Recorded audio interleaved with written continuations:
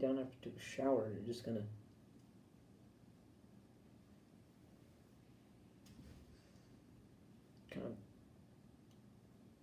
everywhere. Okay.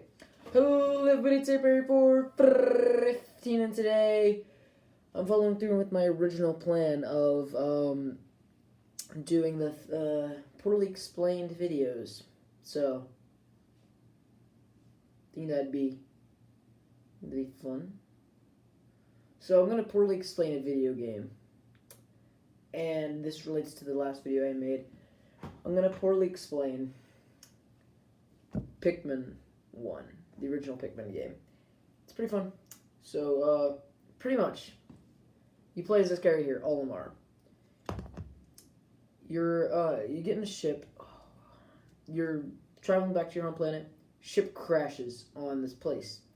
I don't remember the exact number of the planet, but it's Earth. It's Earth, and it's like, I think it's after the extinction of the human race, because there's like a bunch of things that humans left behind, but they're like supersized because this guy is like the size of like a penny. He comes home with like a bottle cap, and it's like the size of him. So he's like the size of like a bottle cap, about that big. So he crash lands, and he's like, oh, my ship broke. What am I gonna do? So then he kind of does a little walk around. He finds this little thing, and he plucks it out of the ground. And it's this guy right here. It's a red Pikmin. And then the red Pikmin is like, I'm gonna pick up this thing and put it in this thing.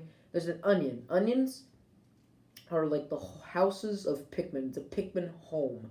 The Pikmin can crawl into the onions, and at the beginning of the day, you walk underneath an onion, you pull all the Pikmin out, and they kind of surround you. Also, spoilers. So if you don't want the game spoiled, you want to play it yourself, get it. You can get it for the GameCube or the Wii. Don't think it's on anything else. But you can get Pikmin out of there, and then if you can use the Pikmin to fight enemies, and if you beat an enemy, their body will be left behind, and you can use your Pikmin to collect the body. They'll put it into the onion. The onion will sprout out more sprouts. You can pluck the sprouts to get more Pikmin, to fight more enemies, to get more bodies, to get more Pikmin, to get more sprouts, and the cycle continues like that. Such a fun game.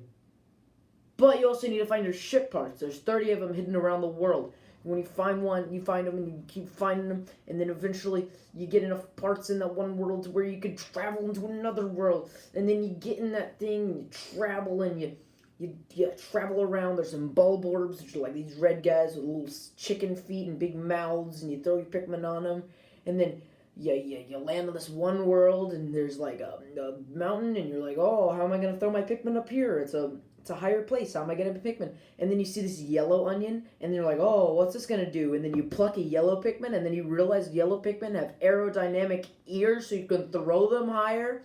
And then you start throwing them higher to collect more ship parts and defeat more enemies that are higher in the air, like different bosses, like this big Spider-Man thing that's like a big ball and has a bunch of spider legs, and you throw the Pikmin under the ball, and they punch it until it pops open and dies.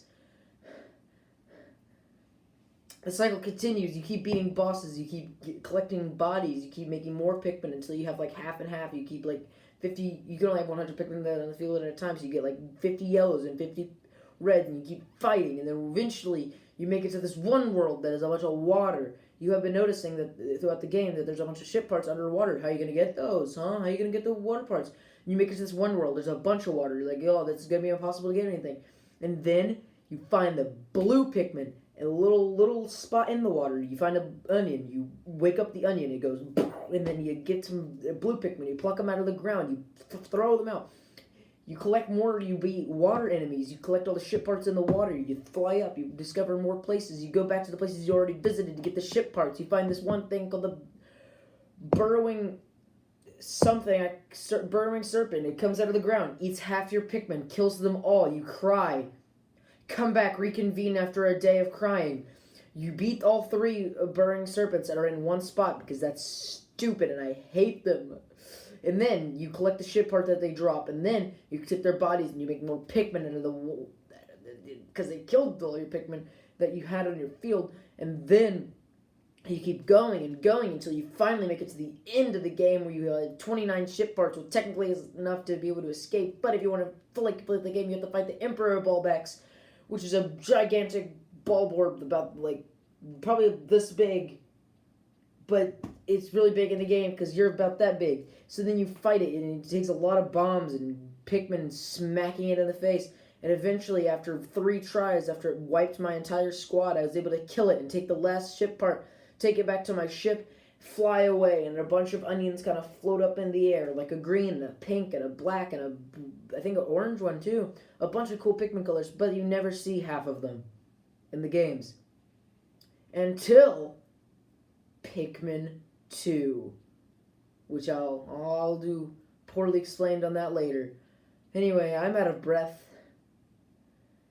Also, there's just one stage that has one really weird boss. It's an optional boss. It's the only boss that you don't have to beat to get a ship part. It's a really cool guy. I've never been able to beat him because you wake him up and he chases you and he kills all your Pikmin. It's terrifying. Absolute. I don't know what it is. I can't beat it. I will one of these days. Anyway, buy Pikmin.